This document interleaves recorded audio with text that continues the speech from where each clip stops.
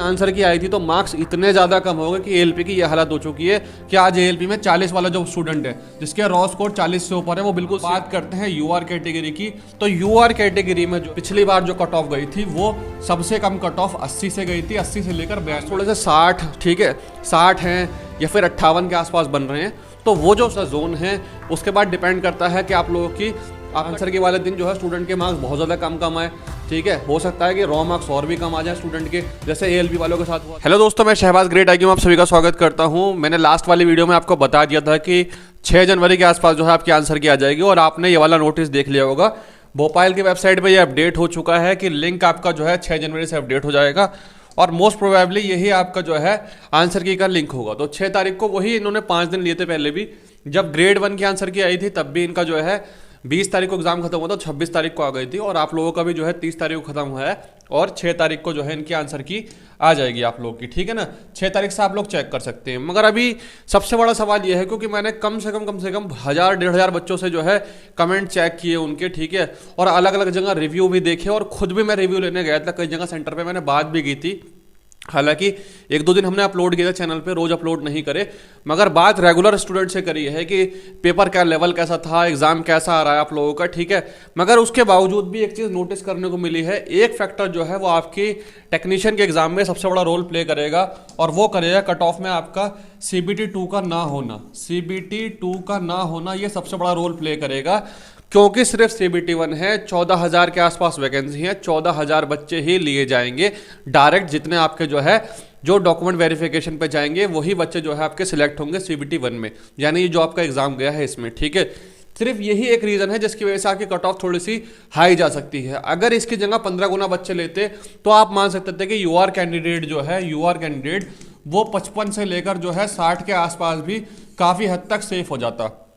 मगर क्योंकि CBT 2 तो है ही नहीं, तो अब जो कट ऑफ जा सकती है आप लोगों की, उसमें नॉर्मलाइजेशन होना बाकी है। नॉर्मलाइजेशन का फैक्टर बहुत बड़ा रोल प्ले करेगा, मगर अभी भी जैसा देखा गया है उसके अकॉर्डिंग अगर हम बात करते हैं यूआर कैटेगरी की, तो यूआर कैटेगरी में जो है अगर किसी स्टूडेंट की शिफ्ट अगर नॉर्मल शिफ्ट है या फिर जो है मॉडरेट शिफ्ट है, जो कि ये नॉर्मल या मॉडरेट है ये आपको 6 तारीख को पता चल जाएगा जब उसका डेटा कलेक्ट करेंगे। क्योंकि अभी तो मैं किसी भी स्टूडेंट से पूछ रहा हूँ तो वो हर कोई ये बता रहा है कि मेरी शिफ्ट सबसे हार्ड है।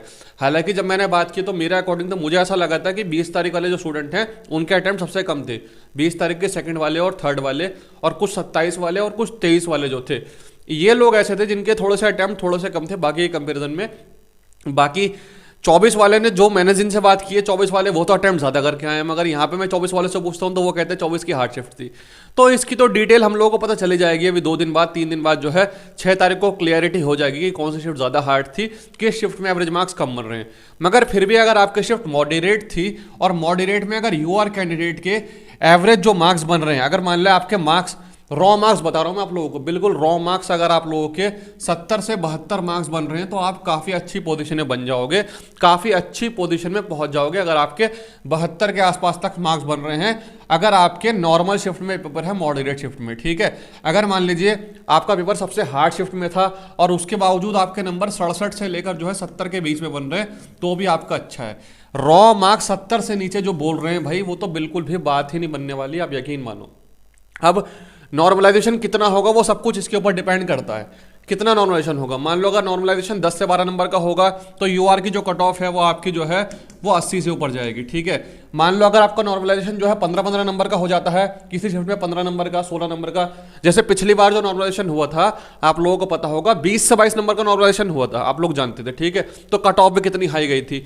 तो मान लीजिए अगर आपका नॉर्मलाइजेशन 15 नंबर का भी हो जाता है, ठीक, तो फिर क्या होगा, तो आपकी कट ऑफ जो है वो यूआर की 85 के आसपास चली जाएगी, 85 के आसपास।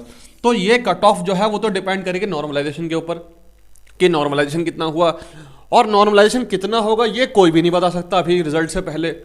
हाँ, एक अंदाज़ा लगा सकते हैं कि कम से कम नॉर्मलाइजेशन जो होगा वो 5 से 6 नंबर का होगा, और ऐसा देखने को मिल सकता है कि ज़्यादा से ज़्यादा नॉर्मलाइजेशन 10 से 12 नंबर का हो जाए, ज़्यादा से ज़्यादा नॉर्मलाइजेशन 10 से 12 नंबर का हो जाए, ऐसा हमें देखने को मिल सकता है। मगर इसके बावजूद भी यूआर कैटेगरी में आपको रॉ मार्क्स कम से कम 70 से 72 चाहिए यूआर कैटेगरी में। ओबीसी और ईडब्ल्यूएस की अगर मैं बात करूं, ओबीसी और ईडब्ल्यूएस की ईडब्ल्यूएस की, इन लोगों को भी कम से कम 68 से 70 नंबर लाने पड़ेंगे। हो सकता है कि बहुत सारे स्टूडेंट मेरी बात से एग्री ना करें, उनको ऐसा लगे कि नहीं भाई कट ऑफ इतनी नहीं जा सकती, 85 तक 80 तक कट ऑफ नहीं जा सकती।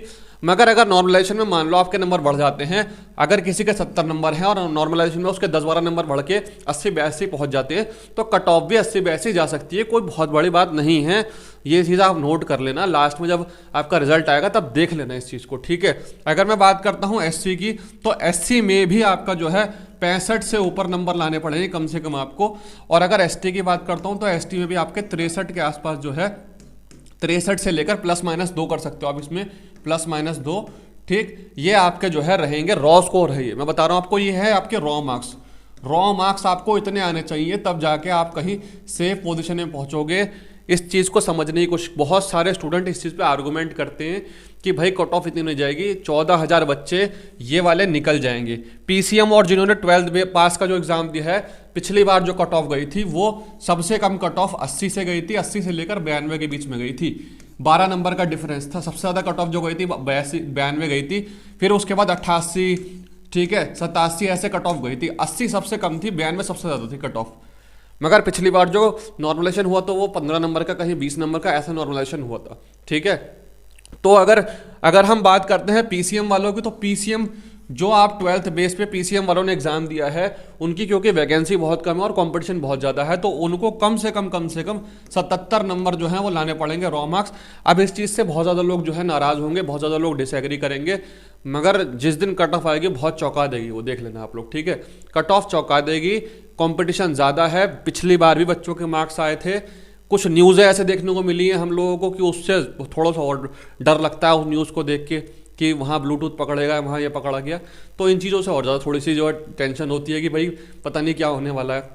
मगर हाँ ये है कि कट ऑफ जो रहेगी आप लोगों की, जो यूआर कैंडिडेट जो है अगर रॉ मार्क्स 70 के आसपास ले आता है, 68, 70, 72 जिसके नंबर बन रहे होंगे, तो वो अच्छी पोजीशन में है, उसके चांसेस हाई हैं, ठीक है, उसके चांसेस काफ़ी हाई रहेंगे।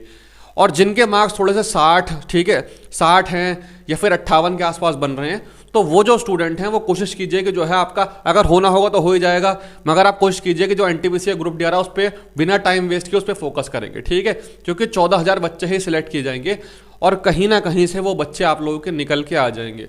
हो सकता है किसी की अगर शिफ्ट हार्ड है, मैं फिर बोल रहा हूँ कि नॉर्मल शिफ्ट में यूआर कैंडिडेट के 70, मगर अगर किसी की शिफ्ट मान लीजिए हार्ड है, जैसे 20 की शिफ्ट में है, जिसने अटैम्प्ट ही कम किए हैं, तो उनके 65 पे भी चांस बन सकता है। इसके बाद डिपेंड करता है कि आप लोगों का जो है कौन सा जोन है, उसके बाद डिपेंड करता है कि आप लोगों की आपका ट्रेड कौन सा है। जैसे इलेक्ट्रिकल ट्रेड है, ठीक है, इलेक्ट्रिशियन हो गया आपका, वायरमैन हो गया आपका, या फिर आपका जो है फिटर हो गया, इनकी थोड़ी सी कट ऑफ बाकी कंपैरिजन में ज़्यादा जाएगी, बाकी लोगों के कंपैरिजन में थोड़ी सी इनकी ज़्यादा जाती है इलेक्ट्रिशियन वगैरह की, ठीक। तो ये तो था एक एवरेज जो स्कोर है वो इतना आप लोगों का जा सकता है। फिर इसके बाद नॉर्मलाइजेशन कितना होगा उस पर डिपेंड करता है कि कट ऑफ आपकी कितनी बनेगी। रिजल्ट कब तक आ सकता है इसको एक बार देख लेते हैं। रिजल्ट जो था, एक ट्रेंड देखने को मिला, जब सबसे आखिरी जो रिजल्ट आया था वो ग्रुप डी का रिजल्ट आया था। ग्रुप डी का रिजल्ट इनका जो है देख सकते हो आप लोग, इसकी जो आंसर की आई थी वो आई थी 13 तारीख को, 13 अक्टूबर को ग्रुप डी की आंसर की आई थी, और 13 दिसंबर को जो है पूरे 2 महीने बाद जो है इसका रिजल्ट आ गया था। तो ग्रुप डी में तो खैर कैंडिडेट भी बहुत ज़्यादा थे, मगर हम ऐसी उम्मीद कर सकते हैं कि अगर आपके 6 जनवरी को आंसर की आ जाती है, 6 जनवरी को, तो टेक्नीशियन का जो रिजल्ट है वो 15 फरवरी से लेकर जो है 20 फरवरी के बीच में आपका जो है रिजल्ट देखने को मिल जाएगा। क्योंकि रेलवे ने पहले ही बोला था कि टेक्नीशियन वालों का जो वो डॉक्यूमेंट वेरिफिकेशन होगा वो फरवरी के आसपास होगा, ठीक है। मार्च के स्टार्टिंग में या फरवरी एंड में जो है आपका डॉक्यूमेंट वेरिफिकेशन स्टार्ट हो जाएगा, तो आपका रिजल्ट भी आप लोगों को 15 से 20 फरवरी के बीच में देखने को मिल जाएगा। तो मैं उम्मीद करता हूँ कि ये चीज़ आप लोगों को क्लियर हुई होगी। हालांकि बहुत सारे स्टूडेंट जो हैं इस चीज़ से एग्री नहीं करते होंगे, मगर इतनी जो है कम से कम चाहिए होंगे मार्क्स, क्योंकि CBT2 नहीं है और स्टूडेंट ने अटैम्प्ट भी किए हैं, ठीक है। जो स्टूडेंट करके आया अटैम्प्ट उसको इस चीज़ से पता है, वो इस चीज़ को एग्री करेगा, ठीक है।